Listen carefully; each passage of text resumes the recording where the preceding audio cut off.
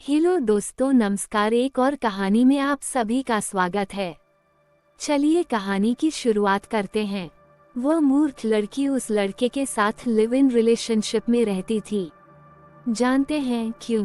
क्योंकि उसने देखा सुना होगा कि देश के सारे पढ़े लिखे बुद्धिजीवी, अभिनेता, साहित्यकार आदि लिव इन को ही जीवन जीने का आधुनिक और बढ़िया तरीका बताते हैं। लड़की की मां इस अवैध रिश्ते का विरोध करती थी क्योंकि लड़का दूसरे संप्रदाय का था, पर लड़की को मां की बातें फालतू और दकियानुसी लगती थीं। क्यों? क्योंकि देश के पढ़े लिखे लोग कहते तो हैं जाति धर्म तो बकवास बातें हैं। विवाह के लिए जाति धर्म नहीं, दिल मिलना जरूरी होता है। उसका दिल मिल गया था, सो वो उसी के साथ रहने लगी थी। पिछले दिनों लड़की की मां ने पुलिस केस किया था। पुलिस ने जब लड़के को पकड़ा तो लड़की उसके बचाव में खड़ी हो गई। बताने लगी कि उसकी मां ही अत्याचारी है, वही उसे मारती पीटती रहती है। इसी कारण वह मां को छोड़कर अपने बाबू सोना के साथ रहती है। पुलिस क्या करती, छोड़ना पड़ा। हाँ, तो अब बात यह है कि एक दिन लड़के का मन भर गया। नकली सामान 4 दिन नहीं टिकता, तो नकली प्यार कितना टिकेगा। मन भर गया तो प्रेम मारपीट में बदल गया। बेल्टे बैट। लगभग रोज ही एक दिन लड़के ने लड़की को खूब मारा।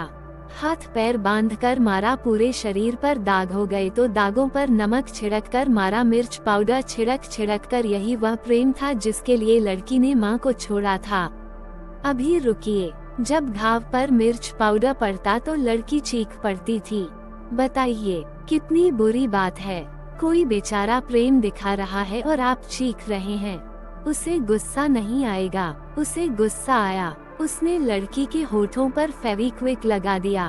होठ ही चिपक गए। अब चीखूं आवाजें नहीं निकलेगी ससुर। टेंशनें खत्म, वाह मोहब्बत जिंदाबाद। खैर, लड़की हॉस्पिटल में है और उसके जख्मों पर मरहम वही बूढ़ी माँ लगा रही है जिसे उसने पुलिस के सामने बुरा बताया था। क्या करे, माँ है न। लड़का जेल में है। जानते हैं पुलिस ने जब लड़के को पकड़ा तब वह क्या कर रहा था? वह शराब की तस्करी कर रहा था। 93,000 की अवैध शराब के साथ पकड़ा गया हीरो। कहानी बहुत पुरानी नहीं है, न बहुत दूर की है। इस घटना की पीड़िता 22 वर्ष की लड़की अभी अस्पताल में ही है और पठान का बच्चा जेल में है। इस पूरी कहानी में मेन विलेन कौन है जानते हैं? क्या वह लड़का? नहीं जी, वह तो प्यादा है। वो वही कर रहा था जो उसे सिखाया गया था।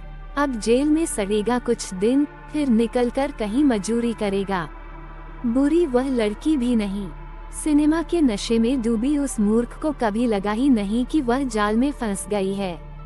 उसे विलेन क्या कहेंगे? विलेन है वे धूर्त जो खुद को बुद्धिजीवी बताते हुए लिविंग रिलेशनशिप को जायज ठहराते हैं, जो इसके लिए माहौल बनाते हैं।